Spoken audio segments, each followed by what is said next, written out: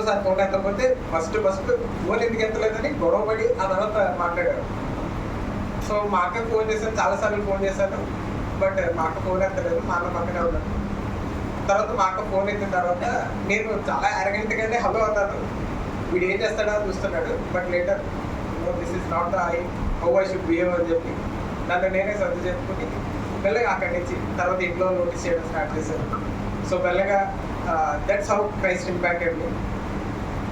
నా జీవితంలో before Christ after Christ అని చాలా క్లియర్గా ప్రతి ఒక్కరు చూపించగలిగారు.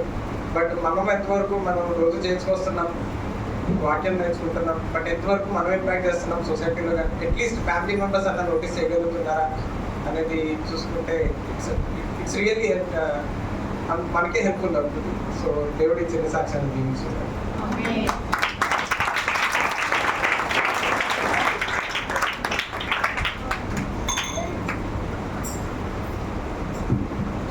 చక్కని సాక్ష్యాన్ని చెప్పినటువంటి సందీప్కి చర్చ తరఫున కృతజ్ఞతలు తెలియజేస్తున్నాను. మన మధ్యలో ఉన్నటువంటి సిస్టర్ గారు సెకండ్ సెషన్ తీసుకొని రావడం చేస్తారని ఆహ్వానిస్తాను.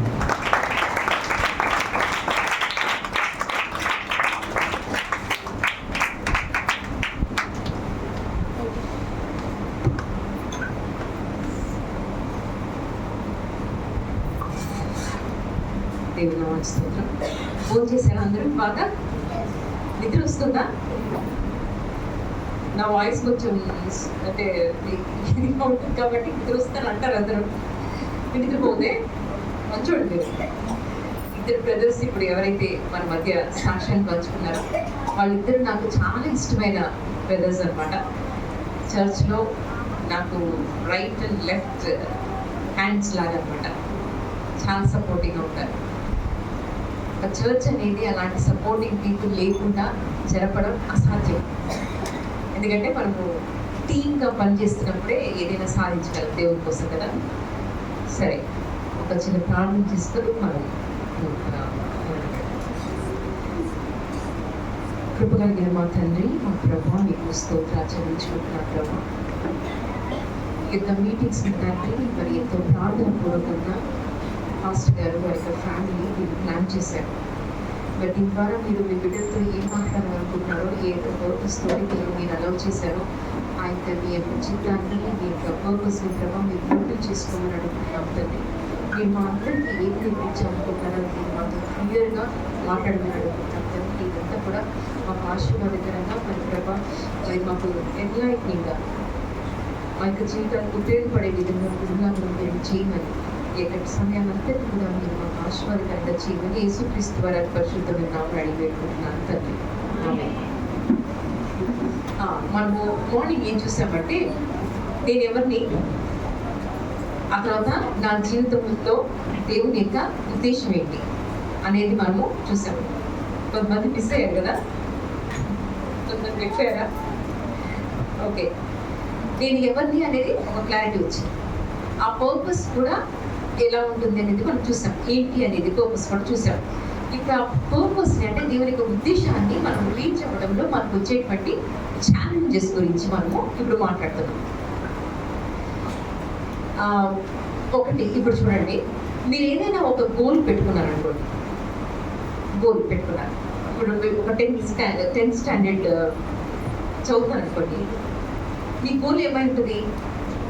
10th మంచి మార్క్స్తో పాస్ అవ్వాలి అని అనుకుంటారు కదా. లేదంటే గ్రాడ్యుయేషన్ అయిపోయింది అనుకోండి, గ్రాడ్యుయేషన్ అయిన తర్వాత మంచి జాబ్లో సెటిల్ అవ్వాలని చెప్పేసి గోల్ పెట్టుకుంటారు. లేదంటే ఒక మంచి అబ్బాయిని పెళ్లి చేసుకోవాలి అని అమ్మాయి పెట్టుకోవచ్చు. లేదంటే ఒక అమ్మాయి మంచి అబ్బాయిని పెళ్లి చేసుకోవాలని అబ్బాయి పెట్టుకోవచ్చు. ఏదైనా సరే గోల్ ఉంటుంది. ఆ గోల్ని రీచ్ అవ్వడానికి మనకు అంటే 10th స్టాండర్డ్ మంచి మార్క్స్తో పాస్ అవ్వకపోవడానికి కారణం ఏమై ఉంటుంది చెప్పండి? ఏమంటారు?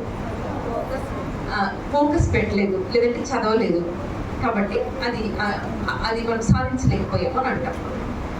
అంటే ఫస్ట్ ఏమవుతానంటే దేవుని యొక్క పర్పస్ నా లైఫ్లో ఇది అంటే నేను ఫలించాలి, అభివృద్ధి పొందాలి, భూమిని నిండించాలి, దాన్ని లోపరుచుకోవాలి, దేవుని యొక్క గుణగణాలని కలిగి ఉండి ఈ యొక్క సృష్టిని అంతటి నేను ఏలాలి, దాని ద్వారా దేవునికి మహిమ, ప్రజలకు విడుదల అంత నాకు తృప్తి ఉండాలి. ఇదే కదా పర్పస్. ఇది ప్రతి ఒక్కరికి ఇచ్చినటువంటి పర్పస్. దీనిని మనము రీచ్ అవ్వడానికి మనకు చాలా రకాలైనటువంటి డిస్ట్రాక్షన్స్ ఉంటాయి. డిస్ట్రాక్షన్స్ అంటే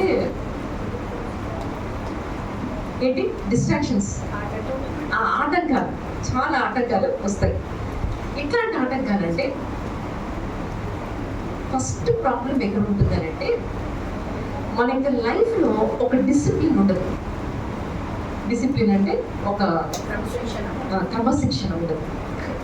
క్రమశిక్షణ అంటే క్రమం కదా, ఒక ఆర్డర్, ఒక శిక్షణ ఉంటుంది. శిక్షణ అంటేనే మన శరీరాన్ని మనం లోపరుచుకునేటువంటి ఎబిలిటీ, సామర్థ్యం. అది లేకపోవడం అంటే, ఇప్పుడు చూడండి, నేను 10th స్టాండర్డ్ మంచి మార్క్స్తో పాస్ అవ్వాలంటే మార్నింగ్ నేను ఒక టైంకి లేవాలి. నిద్ర అలారం పెట్టుకుంటాను అనుకోండి, 5 o'clock నేను అలారం పెట్టుకొని లేవాలి అనుకోండి. ఏమనిపిస్తానంటే, అలారం పెట్టుకున్న తర్వాత 5 o'clock మోగితే దాన్ని అందరము స్నూజ్ చేస్తాం. స్నూజ్ అంటే కాదు, ఆపేయండి, మళ్ళీ ఇంకొక 5 minutesకి మళ్ళీ అది మోగాలి, 10 minutes లేవాలి కదా. మనమే పెట్టుకున్నాం. మన నిర్ణయం మీద మనకు గౌరవం లేదు. మన నిర్ణయం మీద మనకే గౌరవం లేకపోతే వేరే వాళ్ళకి ఎందుకు వస్తుంది గౌరవం? కాదు కదా. సో నేను 5 o'clock లేవాలనుకుంటే ఖచ్చితంగా 5 o'clock లేవగలగాలి నేను. అప్పుడు నా మీద నాకు నమ్మకం వస్తుంది. రేపు నేను ఇంకొక గోల్ పెట్టుకుంటాను. మనందరికీ ఇంగ్లీష్ మాట్లాడడం అంటే ఇష్టం కదా, ఇష్టమా లేదా? ఇష్టం. ఇప్పుడు ఇంగ్లీష్ మాట్లాడాలంటే ఏం చేయాలి? గోల్, ఇంగ్లీష్ మాట్లాడాలి అన్న గోల్. స్టూడెంట్స్ ఇక్కడ చాలా మంది ఉన్నారు. కోరిక ఉంటే సరిపోదు, చేయాలి. ఎలా చేయాలి ప్రాక్టీస్? ఎలా చేయాలి ప్రాక్టీస్? ఇంగ్లీష్ ఎట్లా వస్తుంది? నేర్చుకోవాలి, ప్రాక్టీస్ చేయాలి.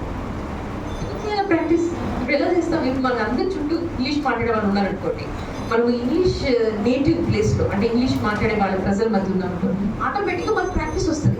కానీ మన ఇండియన్ కల్చర్ అంటే మన ఇండియాలో చూస్తున్నటువంటి పరిస్థితి అట్లా కాదు. ఇంగ్లీష్ మాట్లాడదు, అందరికీ రాదు కదా. సో నేను ఏం చేయాలి అంటే, నేను ఒక నిర్ణయం తీసుకోవాలి. నేను ఇంగ్లీష్ న్యూస్ చూస్తాను, నేను ఇంగ్లీష్ న్యూస్ పేపర్ చదువుతాను. ఇప్పుడు ఇంగ్లీష్ న్యూస్ పేపర్ చదవాలి అని అంటే ఫస్ట్ ఇంగ్లీష్ న్యూస్ పేపర్ ఇంటికి రావాలి కదా. అప్పుడు ఇంగ్లీష్ న్యూస్ పేపర్కి నేను డబ్బులు కట్టి ఆర్డర్ పెట్టుకోవాలి. అంటే ఎప్పుడు చేస్తాను అది? ఎప్పుడు చేస్తే అప్పుడు వస్తుంది. అది నేను ఎప్పుడో కాదు, ఈ రోజు చేయాలి, ఇప్పుడు చేయాలి అంటే ఇప్పుడే కాల్ చేసి నేను డబ్బులు కట్టేసి చేస్తే కనీసం రేపు వస్తే దానికి ఒక టైం పెట్టుకోవాలి. ఒక 1 hour నేను ఖచ్చితంగా చదువుతాను. ఆ చదివినప్పుడు అన్ని కొత్త వర్డ్స్ అన్ని రాసుకుంటాను, దానికి మీనింగ్ తీసుకుంటాను. ఆ తర్వాత నేను మాట్లాడేలాగా ఒక అద్దం ముందు నిలబడి ప్రాక్టీస్ చేస్తాను. ఇవన్నీ చేయాలి. అవన్నీ ఎప్పుడు స్టార్ట్ అవుతాయి? నేను ఫోన్ తీసుకొని ఫస్ట్ పేపర్ ఆర్డర్ పెట్టుకోవాలి, లేదంటే ఒక బుక్ కొనాలి, ఏదో ఒకటి. ఏం చేయాలో అది ఈ రోజే చేయాలి. ఈరోజు చేయలేదు అనుకోండి, రేపటికి పోస్ట్పోన్ అవుతుంది. అంటే మీరు ఇంగ్లీష్ మాట్లాడగలిగేటువంటి స్థితి ఒక రోజు పోస్ట్పోన్ అయ్యింది, ఇంకో రోజు చేయలేదు అనుకోండి, ఇంకో రోజు పోస్ట్పోన్ అవుతుంది. ఒక డిసిప్లిన్ మనకు లేదనుకోండి, మనం అనుకున్నటువంటి గోల్ మనకు రీచ్ అవ్వం కదా. ఆ తర్వాత ఇంకోటి ఏంటంటే, ఇలా చాలా చెప్పొచ్చు నేను, కొన్ని ముఖ్యమైన విషయాలు చెప్తాను. దానికి ముందు అంటే ఒక డిసిప్లిన్ అనుకున్నాం కదా, ఆ డిసిప్లిన్ ఏంటంటే నేను సెల్ఫ్ డిసిప్లిన్, నా యొక్క శరీరాన్ని నేను కంట్రోల్ చేసుకునేటువంటి స్థితికి రాగలిగాను. అప్పుడు సోమర్థనం పోతుంది కదా. ఇవన్నీ ఉన్నాయి. బట్ అవన్నీ ఇంకా డీప్గా చూసే ముందు మిమ్మల్ని కొంచెం సేపు బైబిల్లోకి తీసుకెళ్తాను. అది చూసిన తర్వాత ఇంకా మనం డీటెయిల్గా చూద్దాం. అందరూ కూడా దానియేలు, ఇది నాకు ఇష్టమైన ప్యాసేజ్. దానియేలు 1వ అధ్యాయం తీయండి.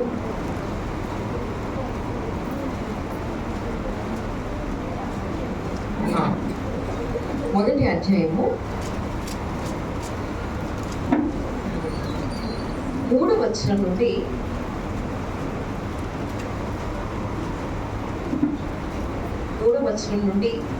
5 వచనాలు. రాజు అష్పేనజు అను తన నపుంసకుల అధిపతిని పిలిపించి అతనికి ఇలాగా ఆజ్ఞాపించెను, ఇశ్రాయేలీయుల రాజవంశములలో ముఖ్యులై లోపము లేని సౌందర్యము సకల విద్యా ప్రావీణ్యము జ్ఞానములు కలిగి తత్వజ్ఞానము తెలిసిన వారై రాజు నగరినందు నిలవదగిన బాలులను రప్పించి కల్దీయుల విద్యను భాషను వారికి నేర్పుము. మరియు రాజు తాను భుజించు ఆహారములో నుండి తాను పానం చేయ ద్రాక్షరసములో నుండి. ఒక్క నిమిషం ఇక్కడ ఆగుదాం. ఇక్కడ ఏంటంటే ఏమంటాడంటే మీరు జాగ్రత్తగా చదవాలి, ఒక్కొక్క వర్డ్ మీకు అర్థం చేసుకుంటూ చదవాలి. ఎలా అంటే ఇప్పుడు ఒక జాబ్ ఉంది ఇక్కడ. జాబ్ ఏంటి తెలుసా? రాజు యొక్క కింగ్డమ్ అంటే ఆయన యొక్క ఆస్థానంలో ఆ కోర్టు ఉంటుంది చూసారా, ఆ కోర్టులో పనిచేయాలి. అంటే ఒక జాబ్ నోటిఫికేషన్ ఇస్తున్నాడు. ఆ జాబ్ నోటిఫికేషన్ ఇట్లా ఉంది, దాన్ని ఎవరు అప్లై చేసుకోవచ్చు, ఎలాంటి వాళ్ళు అప్లై చేసుకోవాలో చెప్తున్నాడు. రాజవంశములలో ముఖ్యులై అసలు చాలా కరెక్టెడ్ ప్లేస్ చదివారు. గుడ్. రాజవంశములలో ముఖ్యులై ఒక్కొక్కటి చూస్తాం ఇప్పుడు. ఒకటి నిమిషం చూడండి. రాజవంశంలో ముఖ్యులై, ఇంగ్లీష్లో చాలా క్లియర్గా ఉంటుంది. ఇక్కడ రాజవంశం అంటే మన యొక్క ఫ్యామిలీ, అంటే ఏ కాస్ట్ అని చెప్తున్నాడా, ఏ కాస్ట్ వాడు చెప్తున్నాడా ఉండొచ్చు. అంటే మన కల్చర్లో చెప్పుకోవాలంటే ఈ దేవుడు తెలీదు ఈ రాజుకి. ఈ రాజు చేసే పని, దేవుడు తెలియని రాజు చేసే పనులు ఎట్లుంటాయంటే కాస్ట్ బేస్డ్గా ఉంటాయి వాళ్ళ ఆలోచనలు కదా. అంటే ప్రజలు నాకు ఒక జాబ్ ఇవ్వాలండి. ఇప్పుడు నేను ఒక మంచి జాబ్లో ఉన్నాను అనుకోండి, బయట ప్రపంచము ఏం చూస్తుంది, ఎలాంటి వాళ్ళకి ఆపర్చునిటీ ఇస్తుంది అనేది ఇక్కడ మనకు చాలా క్లియర్గా ఉంటుంది. ఇప్పుడు నేను ఎందుకని ఒక మంచి జాబ్ సంపాదించలేకపోతున్నాను అనే క్వశ్చన్ వేసుకున్నప్పుడు దేవుడు దానియేలు గ్రంథంలో మొదటి అధ్యాయంలోనే ఇప్పుడు పెట్టాడు దానికి ఆన్సర్ కూడా. అది మనము ధ్యానం చేస్తున్నాం. రాజవంశంలో ముఖ్యులై ఉండాలంట. అంటే వాళ్ళ యొక్క బర్త్ గురించి, వాళ్ళ యొక్క పుట్టుక గురించి చెప్తున్నాడు. వాళ్ళ పుట్టుక ఎలాంటి పుట్టుక అయి ఉండాలో చెప్తున్నాడు. ఆ తర్వాత లోపము లేని సౌందర్యం. ఇక్కడ అవుదాం. ఇప్పుడు లోపము లేని సౌందర్యం అంటే చూడటానికి అపియరెన్స్ ఎలా ఉండాలి? సౌందర్యం ఉండాలంట, చూడటానికి చక్కగా ఉండాలి. లోపం అసలు ఉండదట. లోపం ఉన్న వాళ్ళకి రాజ ఆస్థానంలో పనిచేసే అర్హత లేదు. అర్థమైందా? అంటే నేను ఎలాగ డ్రెస్ చేసుకోవాలి, నేను ఎలాగ గ్రూమ్ చేసుకోవాలి. గ్రూమ్ అంటే ఏమంటారు మరి? గ్రూమింగ్ అంటే వెల్ గ్రూమ్డ్గా. అంటే నేను ఇప్పుడు ఇంటర్వ్యూకి వెళ్తున్నాను అనుకోండి, నేను ఇంటర్వ్యూకి వెళ్ళినప్పుడు నేను ఎలా, ఇప్పుడు మీరు వెంటనే షాప్కి వెళ్ళి బట్టలు కొనమని చెప్పట్లేదు. నాకున్న దాంట్లో ది బెస్ట్ వేలో నేను ప్రజెంట్ చేసుకోవాలి నన్ను నేను. ఓకే, దాన్ని వెల్ గ్రూమ్డ్ డ్రెస్ అంటారు. అలాగే డ్రెస్ చేసుకోవాలి. అలాంటి అంతేకాకుండా ఈ డ్రెస్ గురించి కాకుండా నాలో ఏ లోపము లేకుండా ఉండగలగాలి. ఓకే, లోపం ఉంటే ఏం చేస్తామనేది తర్వాత చూద్దాం. ఇప్పుడు అలాగ కనిపించాలి. తర్వాత ఏమంటాడు? సకల విద్య ప్రవీణతయు. ఒక నిమిషం. ఇప్పుడు మీరు 10th పాస్ అయిపోయిన తర్వాత ఇక్కడ ఈ 10th లోనే మీరు డిసైడ్ అయిపోవాలి. మీరు మ్యాథ్స్ వైపు వెళ్తున్నారా, సైన్స్ వైపు వెళ్తున్నారా, కామర్స్ వైపు వెళ్తున్నారా అనేది మీరు డిసైడ్ అయిపోవాలి. అవునా కదా? మిగతా కంట్రీస్ అట్లా కాదు, కానీ ఇండియాలో అయితే మీరు 10th స్టాండర్డ్కి వచ్చినప్పుడు మీ వయసు ఎంత ఉంటుంది? 15, అంతేనా? అంతే. అంటే 15 ఇయర్స్ అంటే 15 సంవత్సరాలు వచ్చేసరికి నేను నా లైఫ్లో ఎటువైపు వెళ్ళాలో డిసైడ్ అయిపోవాలంటాడు. ఈరోజు నేను ఒక డెసిషన్ తీసుకున్న తర్వాత లేదు నాకు ఈరోజు సైన్స్ కాదు మ్యాథ్స్ అని అన్నాం అనుకోండి, ఛాన్స్ లేదు ఇంకా. అవునా? అంటే అంత మన ఎడ్యుకేషన్ సిస్టమ్ అలాగుంది. కానీ ఇక్కడ ఇతను కోరుకుంటుంది అట్లాంటిది కాదు. నేను మ్యాథ్స్ అయినా చేయగలగాలి, సైన్స్ అయినా చేయాలి, కామర్స్ అయినా చేయగలగాలి, ఆర్ట్స్ అన్నీ చేయగలిగినటువంటి సామర్థ్యం ఉండాలంట. అలాంటి వాళ్ళకి మట్టికి రాజ్య ఆస్థానంలో పనిచేసే అర్హత ఉంటుంది. వీళ్ళు ఎలా ఉండాలంటే ఏదైనా ఇచ్చినా నేర్చుకునేటువంటి ఎబిలిటీ ఉండాలి. ఈరోజు మన ఎబిలిటీ ఎట్లా ఉంటుందంటే అసలు ఇచ్చింది ఏది కూడా మనం సరిగ్గా చదవలేకపోతున్నాం. ఈరోజు మనకు ఎందుకని ఎగ్జామ్ పేపర్ 100 మార్క్స్ పెట్టారనుకోండి, ఎంత వస్తాయి మనకు మార్క్స్? 40 వస్తే పాస్, 35 వస్తే పాస్. అంటే లీస్ట్ ఎంత చేయగలుగుతున్నాం మనము అనే దాంట్లోనే ఉంది. అలా కాకుండా ఒక క్లాస్లో ఎప్పుడు ఈ అబ్బాయి ఫస్ట్ వస్తున్నాడు అనుకోండి, ఒక అబ్బాయి ఫస్ట్ వస్తున్నాడు, మిగతా వాళ్ళు ఇలా ఏం ఆలోచిస్తారు తెలుసా? ఈ అబ్బాయి అయిపోతాడు టార్గెట్, 100 మార్క్స్ పోతుంది. ఇప్పుడు పేపర్ ఎన్నింటికి? 100కి. 100 మన గోల్, మనందరికీ కామన్ గోల్ ఏంటి? 100 సాధించాలి. ఇప్పుడు మనందరికీ ఎగ్జామ్ పెట్టారనుకో 100 అబ్బాయి కాదు, కానీ మన ఆలోచన ఆటోమేటిక్గా అబ్బాయి తెచ్చుకుంటాడు కదా, అబ్బాయి మీద వెళ్ళిపోతుంది. ఇప్పుడు మన స్టాండర్డ్ 100 కాకుండా అబ్బాయి అయిపోయాడు, అబ్బాయి కంటే తక్కువ వచ్చింది అనుకోండి, అబ్బాయి మీద కోపం వస్తుంది, అబ్బాయి మనకి ఎనిమిది అయిపోతాడు. కానీ మనం దీంతో కంపేర్ చేసుకోవాలి, 100తో కంపేర్ చేసుకోవాలి. నాకు 100 వచ్చిందా, 100 వచ్చేది వరకు వదిలిపెట్టకూడదు అన్నమాట. కానీ తనకంటే ఎక్కువ వచ్చిందనుకో, ఎస్ ఇప్పుడు తృప్తి. అబ్బాయి తక్కువ వచ్చిందంటే ఇంకా సంతోషం. దేవుడు దానికోసం పిలవలేదు. మన లైఫ్కి ఒక పర్పస్ ఉంది, అది 100% నేను రీచ్ అవ్వాలి. నా కంపారిజన్ మధ్యలో ఇతను కాదు ఈమె కాదు. అసలు కంపారిజన్ అన్న మాట అదే తప్పు. నేను ఐ ఈక్వల్ అంటే నేను ఇతనితో సమానమా, నేను ఈమెతో సమానమా అని ఆలోచిస్తుంది చూసారా, అది తప్పు అని అంటున్నాను. ఎందుకు అంటున్నానంటే దేవుడు ప్రతి ఒక్కరిని యునీక్గా అంటే ప్రత్యేకంగా సృష్టించాడు. నాకులాగా ఎవ్వరు లేరు ఈ ప్రపంచంలో. నాలాంటి హెయిర్ కలర్ లేదు, నాలాంటి హెయిర్ టెక్స్చర్ లేదు, నాలాంటి ఫింగర్ ప్రింట్స్ లేవు, నాలాంటి ఐరస్ లేదు, నాలాగా ఎవ్వరు లేరు. అంతే. ప్రభువుకి నేను ఒక్కదే అలా కావాలి, నేను ఒక్కదే అలా ఉండాలి. ఇక్కడ ఉన్న ప్రతి ఒక్కరిలో మనము యూనిక్, అంతే.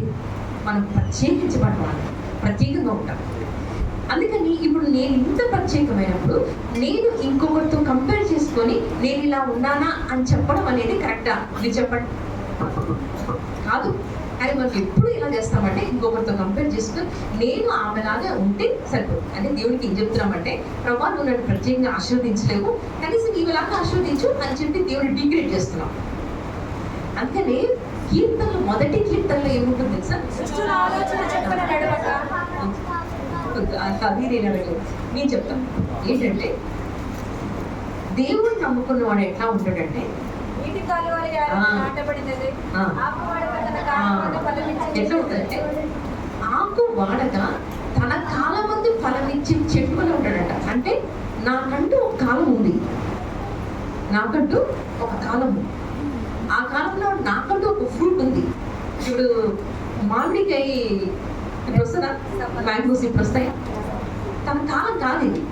అంటే నేను ఈ సిస్టర్ కాలంలో నేను ఎందుకు ఫ్రూట్ అంటే నేను ఎందుకు ఫలాన్ని ఫలించట్లేదని నేను బాధపడకూడదు. ఎందుకంటే నా ఫ్రూట్ వేరు, నా సీజన్ వేరు. యాపిల్ కాసే టైంలో మ్యాంగో వచ్చి నేను ఇప్పుడు కాస్తా అని అనకూడదు. ఆకు వాడదు, తన కాలం అంటే నాకంటూ ఒక కాలం ఉంది, ఆ కాలంలోనే నేను ఫలిస్తాను. అప్పుడే దేవునికి మహిమ. అవునా? ఈ ఆకాశం దీనికంతకి లాంగ్వేజ్ లేదంట, భాష లేదంట, అయినా అవి దేవుని మహిమపరుస్తారంట. ఎలా మహిమపరుస్తాయి? ఎలా? మీరు ఇప్పుడు పాడారు, దానివల్ల దేవుని మహిమపరచారని మనం అనుకుంటాం. అవునా? ఇప్పుడు ఆకాశంలో వాటికి భాష లేదు, ఏం లేదు, అయినా మహిమపరుస్తారంట. ఎలా మహిమపరుస్తుంది? ఒక యాపిల్ ట్రీ లేదంటే మ్యాంగో ట్రీ దేవుని ఎలా మహిమపరుస్తుంది? యాపిల్ ఫలించినప్పుడు, లేదంటే మ్యాంగోని బేర్ చేసినప్పుడు, ఆకాశము దేనికోసం చేయబడిందో ఆ పర్పస్ ఫుల్ఫిల్ చేసినప్పుడు. అందుకని నేను ఎందుకోసం చేయబడ్డాను, ఆ పర్పస్ ఫుల్ఫిల్ అయినప్పుడు దేవుని ఆకారం మహిమ పొందుకుంటాడు. సో నేను ఇంకొకరి సీజన్లో వెళ్ళి, ఇంకొకరి కాలంలో వెళ్ళి నేను ఎందుకు ఫలించట్లేదు ప్రభువా అని ఏడకూడదు ఇంకొకసారి. ఎందుకంటే నాకంటూ ఒక కాలము ఉంది. ఇప్పుడు నాకంటూ ఒక కాలం ఉంది, ఓకే. ఆ కాలం ఎలా తెలుస్తుంది? నా పండు అంటే నా యొక్క ఫ్రూట్, నా ఫలము ఏంటి అని ఎలా తెలుస్తుంది? దానికి ఏమైనా మార్గం ఉందా కదా?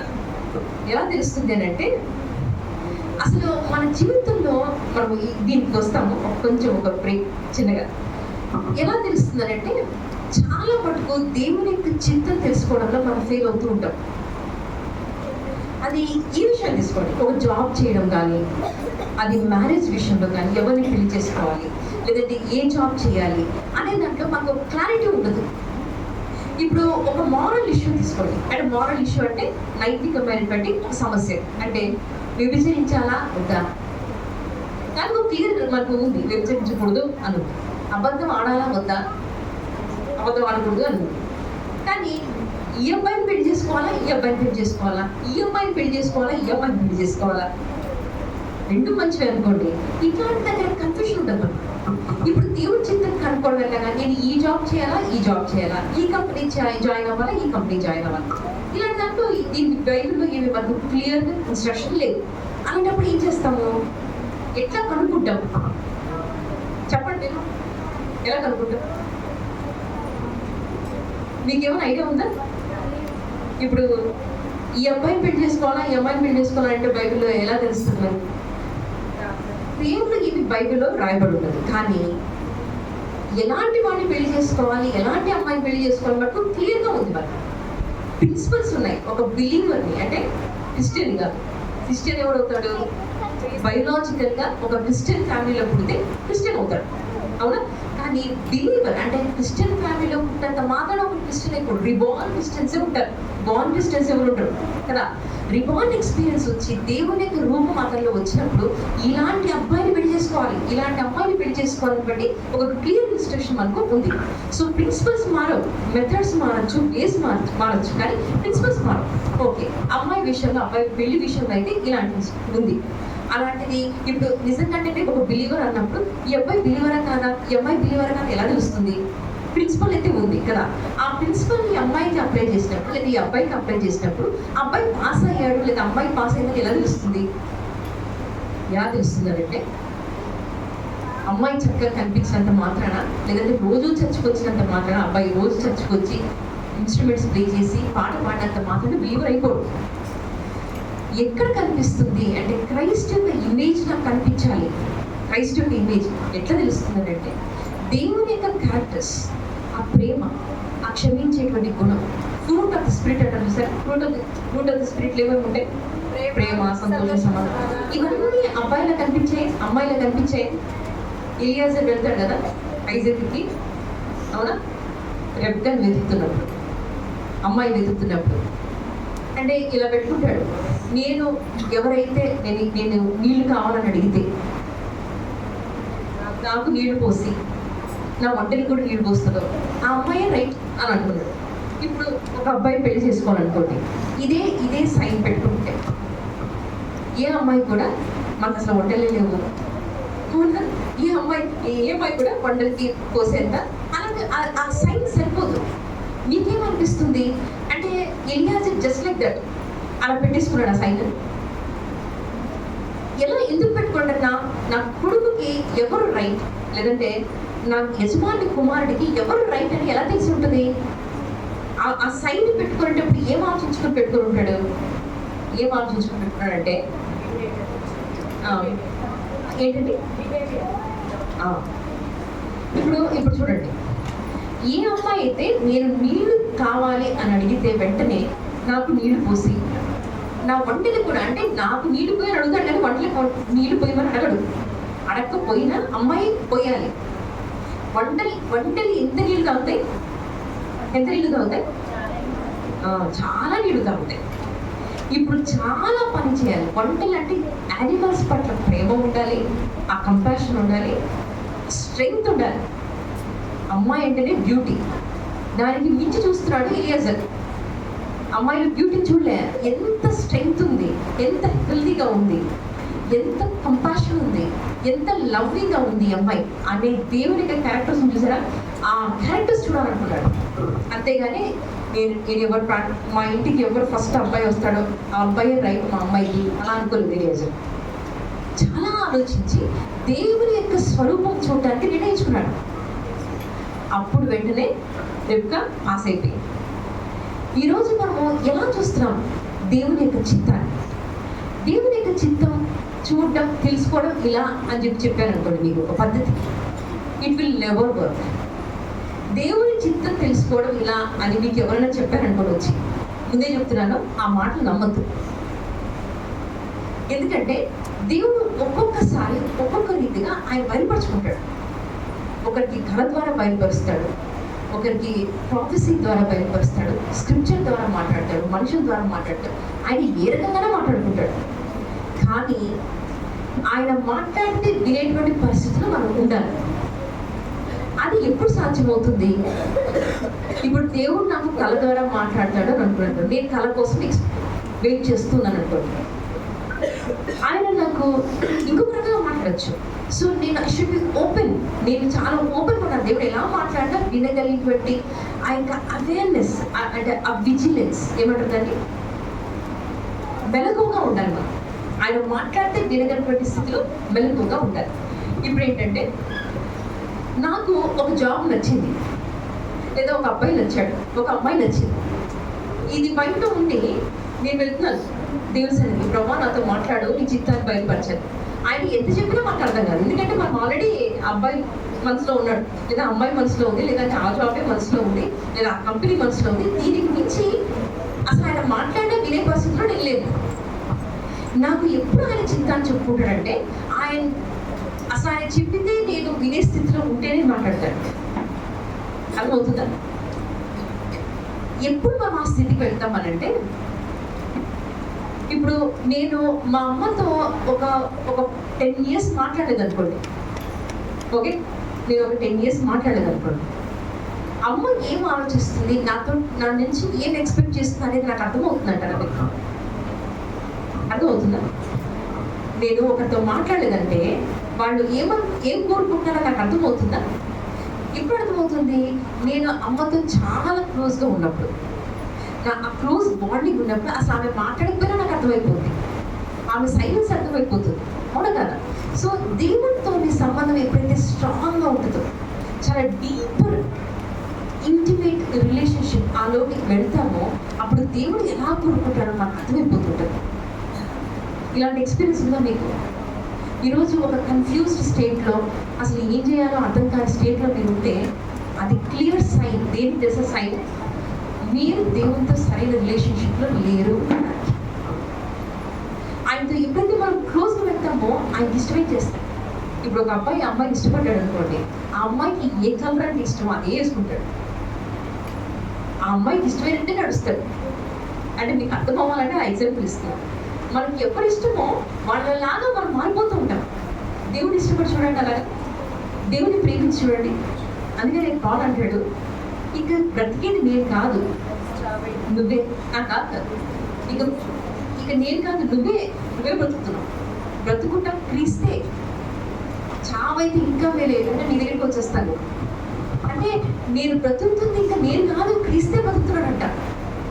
ఆ లెవెల్కి వెళ్ళిపోయాడు. ఆయన కాకుండా ఉన్నది సమస్తం చెత్త. ఎట్లా చెప్తాడు అనగా, అంటే ఆయన యొక్క క్వాలిఫికేషన్స్, ఆయన యొక్క బర్త్, ఇది అంతా మొత్తం కలుపుకొని ఆయన చెప్తాడు, ఇదంతా ట్రాష్, నువ్వు ఉంటే చాలు ప్రమాణాలు. అంటే ఆయన ప్రేమిస్తే అయిపోతాం అన్నమాట.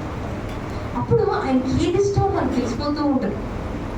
ఆయనతో క్లోజ్గా రిలేషన్షిప్లో ఉండాలి. ఆ తర్వాత ఒక ప్యాటర్న్ ఉంటుంది దేవుడు మనతో మాట్లాడాలి. నాకు ఒక ఎక్స్పీరియన్స్ ఏంటి అసలు, నేను నా పర్సనల్ ఎక్స్పీరియన్స్, నాకు చిన్నప్పటి నుంచి కళలు వస్తాయి.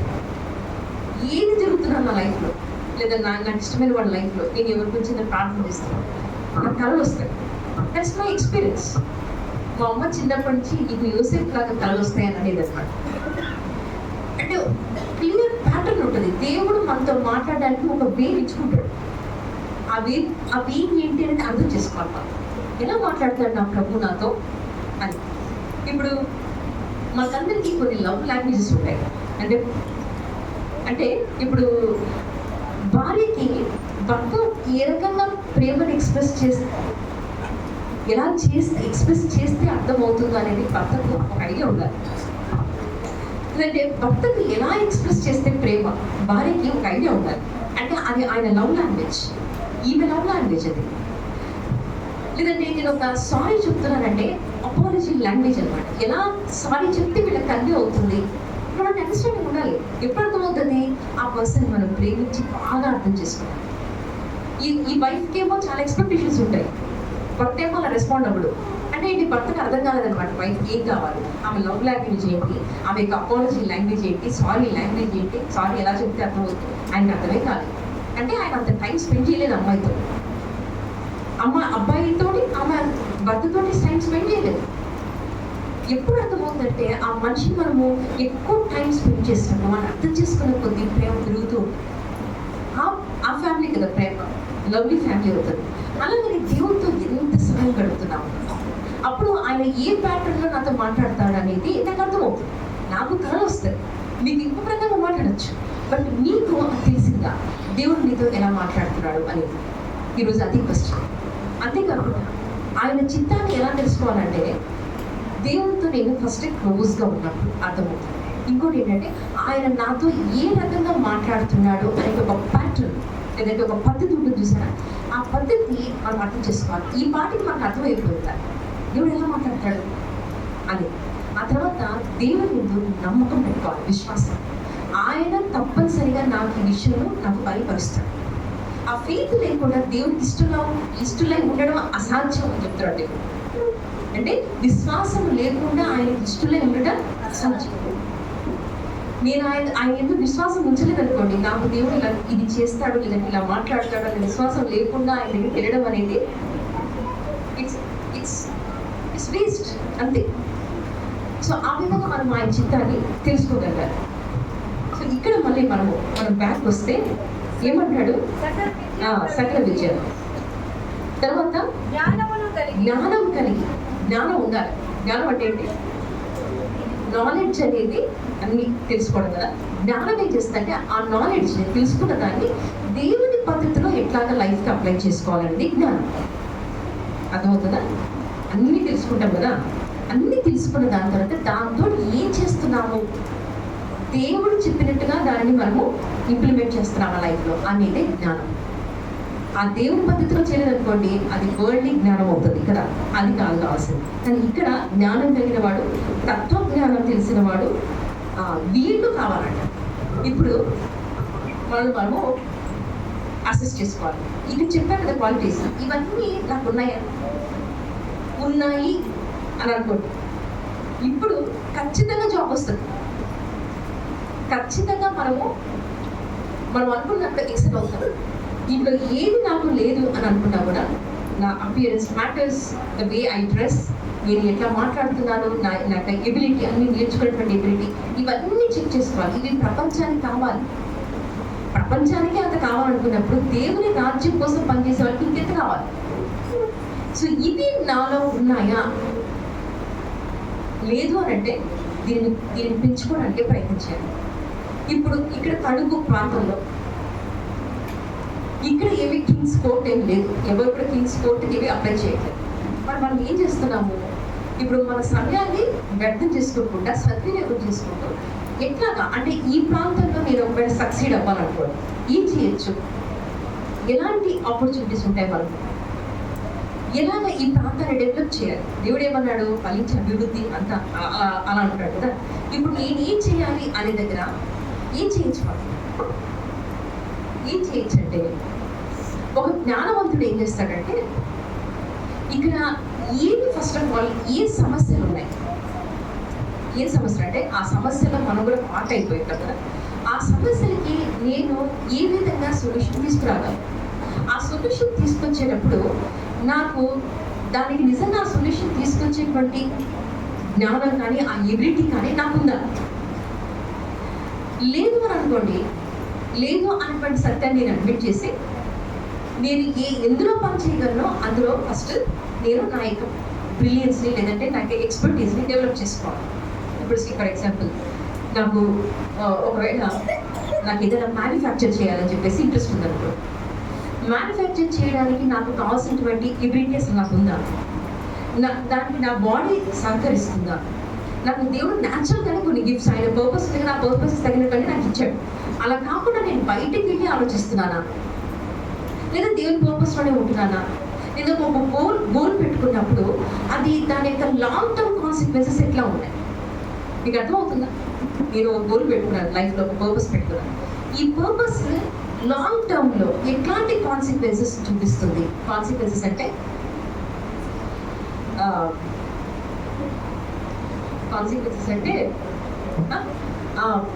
పర్యవసానాలు అంటే దీనివల్ల ఎలాంటి రిజల్ట్స్ ఉంటాయి అనేది మనం అర్థం చేసుకొని గోల్ పెట్టుకోవాలి. ఇది రీచ్ అవ్వడానికి నేను ఎక్విప్ చేసుకోవాలి, వాటన్నిటి గురించి మనము ప్రయత్నం చేయాలి. ఇలా ప్రయత్నం చేసిన వాడే దేవుని యొక్క రాజ్యంలో పనిచేయగలరు. ఈ ప్యాటర్న్ కింగ్ ఇవన్నీ కూడా అంటే అన్యుడైనటువంటి కింగ్ ఇలాంటి పెట్టుకున్నాడు. ఇలాంటి పెట్టుకున్నప్పుడు దాంట్లో క్వాలిఫై అయ్యింది ఎవరు తెలుసా? దానియేలు, షడ్రక్, మేషక్ అబేద్నెగో అన్న వాళ్ళు అయ్యారు. వీళ్ళు ఇప్పుడు రాజు యొక్క దగ్గర వాళ్ళు సెలెక్ట్ అవుతారు, ఆ తర్వాత పని చేస్తుంటారు. పని చేస్తుంటే ఒక సమస్య వచ్చింది. ఇప్పుడు మనం సమస్య గురించి మాట్లాడతారు. ఆ సమస్య వచ్చినప్పుడు మరి దానియేలుకు అంటే ఆ సమస్య వచ్చినప్పుడు దానియేలు కానీ షడ్రక్, మేషక్ వాళ్ళు కానీ దాన్ని ఎట్లాగా తీరుస్తారనంటే రాజుకు ఒక కళ వస్తుంది. ఆ కళ మర్చిపోతాడు. ఇప్పుడు వీళ్ళ దగ్గరికి వచ్చి నాకు కళ చెప్పాలి, కళ బాగుంది చెప్పాలి అంటాడు. వీళ్ళందరూ ఏం చెప్తారు తెలుసా? మిగతా వాళ్ళు జ్ఞానంలో అనబడిన వాళ్ళు ఏం చెప్తారంటే ఇది మనుషులతో అసాధ్యం, దేవదూతలు చేసేటువంటి పని ఇది.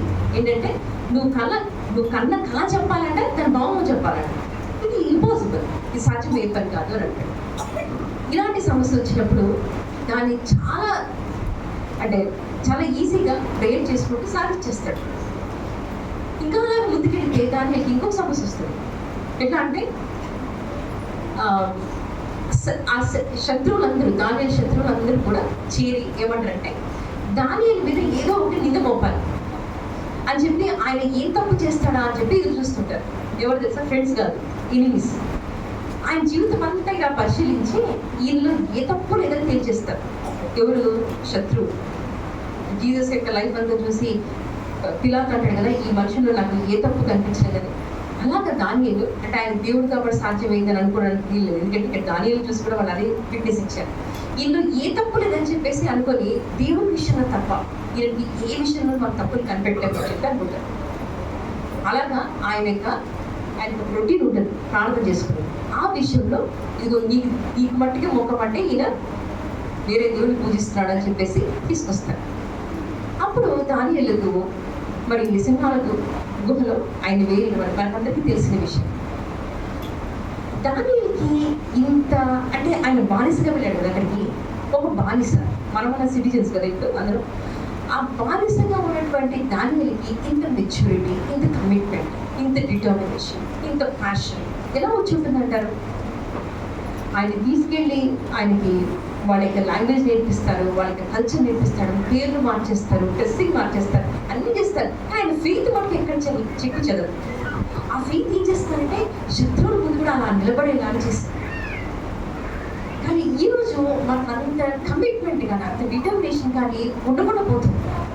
ఎందుకని అలా కానీ ఉండగలిగితే మనం పెట్టుకున్నటువంటి కోర్స్ ఖచ్చితంగా రీచ్ అవుతాం. దాన్ని చూసి ఆ చివరిగా మీరు చూస్తే ఏమంటారంటే అసలు ఒక స్టేట్మెంట్ అన్నాడు, పవర్ఫుల్ స్టేట్మెంట్. దానియేలు దేవుడే దేవుడు అన్నటువంటి స్టేట్మెంట్ చెప్తారు. అలాంటి గోల్ని రీచ్ అయ్యేటువంటి ఎక్స్పీరియన్స్ ఈరోజు మనకు ఉందా అనేది ప్రశ్న. దీన్ని రీచ్ అవ్వడానికి చాలా కమిట్మెంట్ కావాలి. దానికి అడ్డొచ్చేది ఏంటి తెలుసా? మనకు వచ్చేటువంటి టెంప్టేషన్స్. యోసేపు కూడా అలాంటి వీక్నెస్. ఈ టెంప్టేషన్స్ ఎట్లా ఉంటాయంటే మనం అనుకుంటాము ఒక గోల్ పెట్టుకున్న తర్వాత దాన్ని రీచ్ అవ్వడానికి ఏ విధంగా టీవీ చూడాలనిపించడం, మూవీస్ చూడాలనిపించడం, లేదంటే పోనోగ్రఫీ అంటే తెలుసా? నీలి చిత్రాలు అంటే చూస్తాం, బ్లూ అలాంటివన్నీ చూడాలనిపించడం, లేదంటే ఇంకా ఏంటంటే మన యొక్క యాంగర్, మన యొక్క కోపం, మన యొక్క కొన్నిసారి డిప్రెషన్లోకి వెళ్ళిపోతుంటాం. ఇవన్నీ కూడా మనకు ఆటంకాలుగా కనిపిస్తాయి. మన టైంని సరిగ్గా మేనేజ్ చేసుకోలేము. ఎంత టైం మేనేజ్ చేసుకోవాలనుకున్నా కూడా అది ఎంత పోతుంది. ఎందుకంటే దానియేలు లాగా, యోసేపు లాగా మనము బ్లెస్ అవ్వలేకపోతాం. ఏదైతే చేయాలనుకుంటామో అది చేయలేకపోవడానికి ఏంటి కారణాలంటే ఇవన్నీ ఉంటాయి. ఒక్కొక్కసారి ఇన్ఫీరియారిటీ కాంప్లెక్స్ వచ్చేస్తుంది. ఇన్ఫీరియారిటీ కాంప్లెక్స్ అంటే నేను దీనికి పనికిరాను, ఏ విధంగా నేను దీనికి పనికిరానని చెప్పేసి ఒక న్యూనతా భావం అనమాట అలా వచ్చేస్తుంది. ఎందుకని అని అంటే ఇన్ఫీరియర్ అనేటువంటి అసలు ఆ ఫీలింగ్ ఎప్పుడు వస్తుందంటే నేను ఇద్దరితో పోల్చుకున్నాం. ఇందాక చెప్పాను కదా, మనం అందరం కూడా యూనిక్, ఎవరితో పోల్చుకోవాల్సిన అవసరం లేదు. ఒకటి నేను చెప్పుకోవాల్సింది ఏంటంటే ఇందాక మొదలు చెప్పినట్టుగా నా కోసము నేను ఎంత ప్రెషస్ అంటే నా కోసం దేవుడు ప్రాణం పెట్టేంత ప్రెషస్ కదా. అంత ప్రెషస్గా ఉన్నప్పుడు నేను ఇతరులతో పోల్చుకొని బాధపడాల్సిన అవసరం అసలు. ఇంకోటి ఏంటంటే కొంతమందికి ఎట్లా ఉంటుందంటే వాళ్ళు చెప్పినటువంటి మాట ఎవరు పట్టించుకోవట్లేదు, ఎవరు వినడం లేదు అనేటువంటి డిప్రెషన్ ఉంటుంది వాళ్ళకి. ఇప్పుడు నేను చెప్పిన మాట ఒక ఇతరులు వినటం లేదు అంటే దానికి కారణాలు ఏంటి అని మనం అర్థం చేసుకోవాలి. ఎందుకు వినటం లేదు మనిషిని అంటే ఫస్ట్ ఆఫ్ ఆల్ మనలో ఒక రిజల్ట్ అనేది ప్రజలు చూడలేదు. మనం ఎప్పుడు ఒకటి సాధించడం అనేది ప్రజలు ఎప్పుడు చూడలేదు. అందుకనే మనం ఏం చెప్పినా వాళ్ళకి నమ్మకం కలగట్లేదు. ఎందుకు రిజల్ట్ రావట్లేదు నేను చేసింది అంటానంటే ఏంటి తప్పైనటువంటి రీతిలో మనం చేస్తున్నాం. గిద్యోను ఏం చేస్తాడు గిద్యోను ఎక్కడ కొంచెం గట్టి చెప్పండి. కళ్ళంలో చదవండి ఆ పాట ఒకసారి చదవండి. గిద్యోను పరాక్రమశాలను చూస్తాడు కదా, దానికి ముందు గిద్యోను అసలు ఏం చేసేవాడు తెలుస్తుంది. అంటే ఎందుకు మన మాట వినరు ప్రజలు అనే దాన్ని చెప్తున్నారు.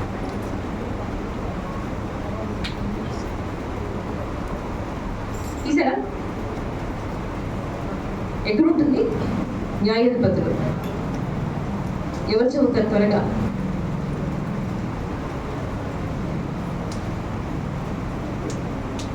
అంతటి యెహోవా అతని తట్టు తిరిగి కాదు అతనికి భయపడి పరాక్రమము గల బలాఢ్యుడా కాదు గిద్యోను ఏం చేస్తున్నాడు అనేది అది చదవండి. అక్కడ చదవండి.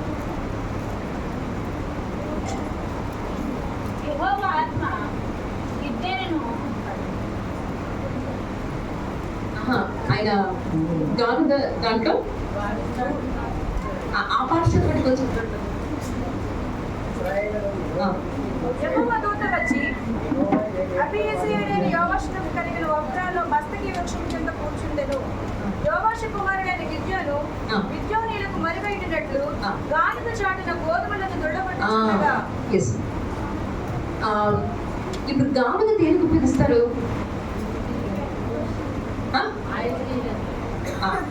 మరి గోధుమలు దేనికి అంటే ఆయన అసలే దాక్కుని పనిచేస్తున్నాడు. దేనికి ఉపయోగించుకోవాలని కాకుండా గోధుమల్ని దాంట్లో వేస్తున్నాడు. అంటే రాంగ్ వేలో, రాంగ్ ప్లేస్లో, రాంగ్ మెథడ్ ఉపయోగించి రిజల్ట్ కోసం ఎక్స్పెక్ట్ చేస్తున్నాడు. అర్థమైందా? ఎందుకు మనకి రిజల్ట్ రాదు అని అంటే రాంగ్ ప్లేస్లో ట్రై చేస్తున్నాం, రాంగ్ వేస్లో అంటే తప్పైన మార్గంలో ట్రై చేస్తున్నాం, తప్పైన రీతిలో ట్రై చేస్తున్నాం, తప్పు చేస్తున్నాం.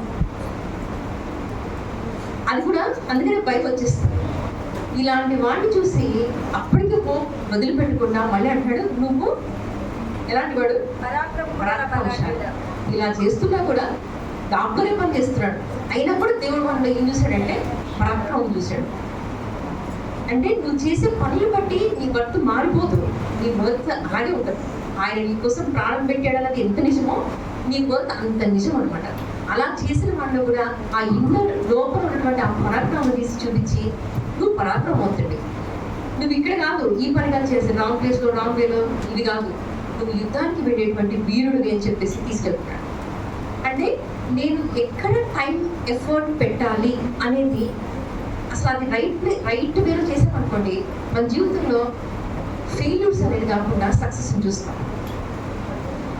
నిజంగా నేను ఒక హైదరాబాద్లో ఉండి ఈ మాటలు చెప్పడం నాకు చాలా ఈజీ. కానీ తణుకు లాంటి ఇలాంటి ప్రదేశంలో ఇక్కడ సక్సెస్ తీసుకురావడం లేదంటే ఫ్రూట్ని బయటకు తీసుకురావడం అనేది మీకు చాలా పెద్ద ఛాలెంజ్. సో ఇక్కడ మీరు ఎలా చేస్తారు అనేది నేను ఛాలెంజ్ అని చెప్పొచ్చు, కానీ మిమ్మల్ని దేవుడు ఇక్కడ చాలా ఇంటెన్షనల్గా ఈ ప్లేస్లో పుట్టించాడు అని అంటే మీకు ఆ సామర్థ్యం ఉందేనే కదా. నేను నా సొంత విట్నెస్ నేను మీతో చెప్పుకొని నేను క్లోజ్ చేస్తాను. బయట ప్రపంచం ఈ క్వాలిటీస్ అన్ని కోరుకుంటుంది, మనకు ఆ క్వాలిటీస్ ఉంటే తప్ప మనం రీచ్ అవ్వలేము. ముఖ్యంగా ఇంకొకటి ఇంపార్టెంట్ క్వాలిటీ ఒక మనిషికి ఉండాల్సింది ఏంటంటే సత్యం ఉండాలి. నేను మాట్లాడే మాట అవునంటే అవును కాదంటే కాదు అనేలా ఉండాలి. ఈ రోజు నుంచి ఈ నిర్ణయం మీరు తీసుకున్నారనుకోండి, మీతో ఇతరు డీల్ చేసే దాంట్లో మీరు ఇతరులు డీల్ చేసే చాలా ఈజీ అయిపోతుంది. ఎప్పుడైతే సత్యానికి మటుకే ఒక సత్తా ఉంటుంది, అది మారదంతే. అబద్ధానికి చాలా వీక్నెసెస్ ఉంటాయి, దానికి చాలా ఫేసెస్ ఉంటాయి. సత్యానికి మటుకే ఉన్న దమ్ ఏంటంటే నేను ఒకటే, అందుకే అని అంటాడు నేనే దేవుడిని, నేను తప్ప వేరే దేవుడే లేడు అంటాడు. నేను సత్యాన్ని ఎప్పుడైతే అనుసరిస్తానో నాకు అలాంటి ధైర్యం వస్తుంది. ఈరోజు భయంగా బ్రతుకుతున్నాము అని అంటే మళ్ళీ సత్యం ఎక్కడో తప్పు దారిపోయింది అని అర్థం. ఒకటి సత్యం ఉండాలి, ఇంకొకటి లాయల్టీ ఉండాలి. లాయల్టీ ఏంటంటే నిజాయితీ. ఆ నిజాయితీ ఉందంటూ ఏదేమైనా నీ పేరేంటి బాబు? ప్రిన్స్ ఒక ఎగ్జాంపుల్స్ చెప్తాను. నిజాయితీ అంటే ఏంటంటే ఎట్లాంటి పరిస్థితి వచ్చినా ప్రిన్స్ ఇచ్చిన మాట నిలబెట్టుకుంటాడు అంతే. ఇది కానీ ప్రపంచానికి తెలియజేసాం అనుకోండి, కుటుంబానికి తెలియజేసాం అనుకోండి, వీడికి ఏ పని ఇచ్చినా చేసేస్తాడు అంతే. ఈ బాబు చేసేస్తాడు. యోసేపు ఎక్కడికి వెళ్ళినా, చెరసాలకి వెళ్ళినా, ఎక్కడికి వెళ్ళినా చింతలేకుండా ఉన్నారట అందరూ. పోతిఫర్ ఇంటికి వెళ్ళినా, ఎక్కడికి వెళ్ళినా చింతలేదు. ఈరోజు నాకు కానీ పని అప్పచెప్తే దానియేల్ యోసేపు గారు చింత లేకుండా నా చుట్టూ వాళ్ళు ఉంటారు. ఆ క్వాలిటీ కావాలి. సత్యం ఉండాలి, నిజాయితీ ఉండాలి. ఈ రెండు ఎక్కడ తీసుకెళ్తాయంటే ఇది అతడు చేయడం అంతే సఫలమవుతుందన్నట్టు. ఇది చేస్తే సఫలమవుతుంది, ఇది చేస్తే సఫలమవుతుందని కాదు బయట చెప్తుంది. ఏది చేసినా సఫలం అవుతుందంట. మరి ఈరోజు మనం ఏం చేసినా సఫలం అవ్వట్లేదు ఎందుకంటే, అవునా? ఎందుకు సఫలం అవ్వట్లేదు అంటే ఎలాంటి వాడు చేస్తే సఫలం అవుతుందో ముందు చెప్తున్నాడు. ఎలాంటి వాడు?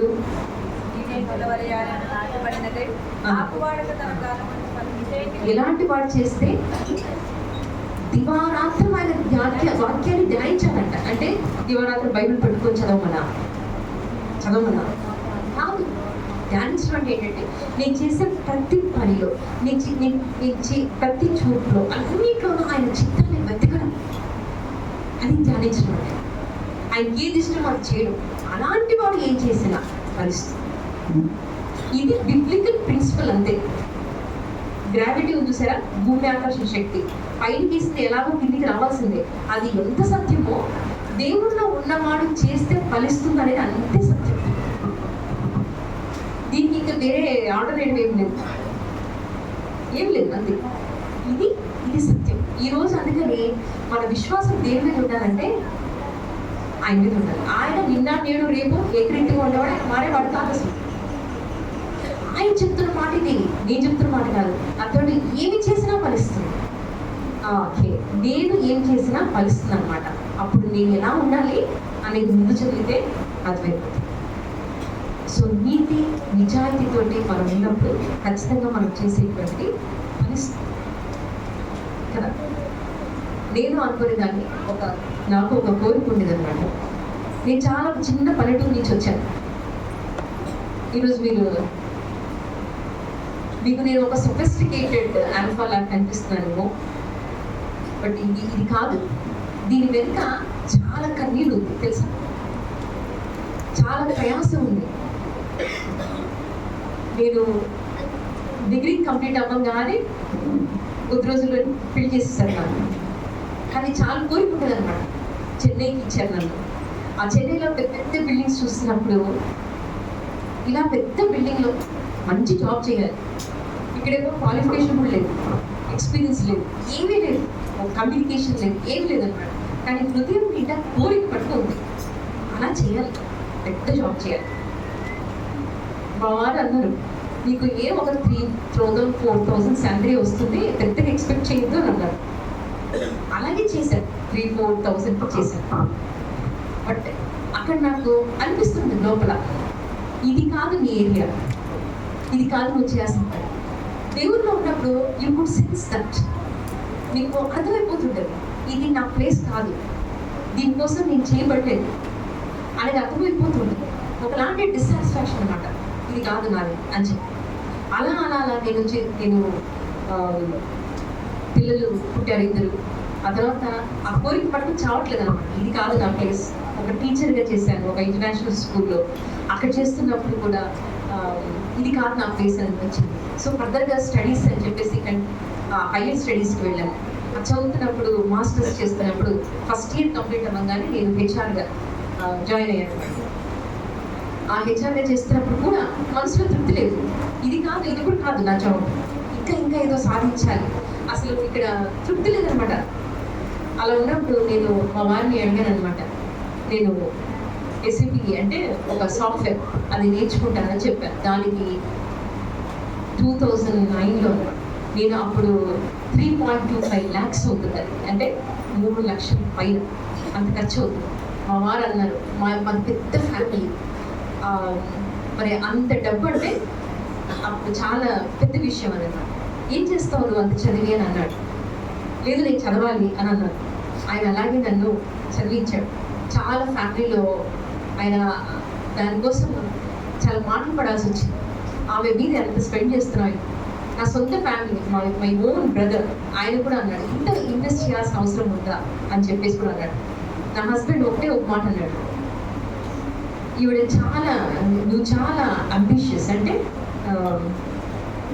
చాలా అంబిషియస్ అంటే అంటే గోల్ పెట్టుకొని దాన్ని సాధించాలనే తపన ఉంటుంది చూసారా, అలా ఉన్నావు నువ్వు.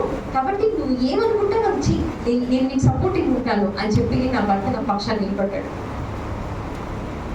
ఆయన నా కోసం అలా స్పెండ్ చేస్తే అంతవరకు ఒక జస్ట్ లైక్ ఎ సర్వెంట్ అలాగే ఉండేదాన్ని. ఇంట్లో అన్ని పనులు చేసుకుంటూ అలాగే ఉండేదాన్ని.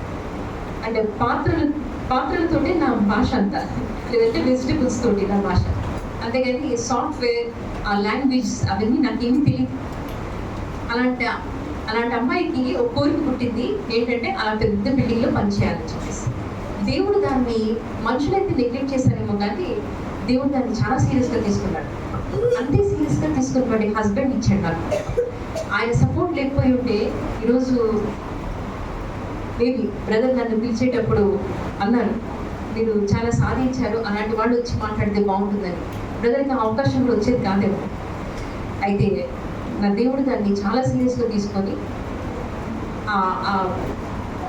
దానికి మార్గాన్ని సరళం చేశాడు. అది చదివి ఆ కోర్స్ 20 days కోర్స్, అది 20 రోజుల కోర్స్, 3.25 lakhs పెట్టి చేయాలన్నమాట.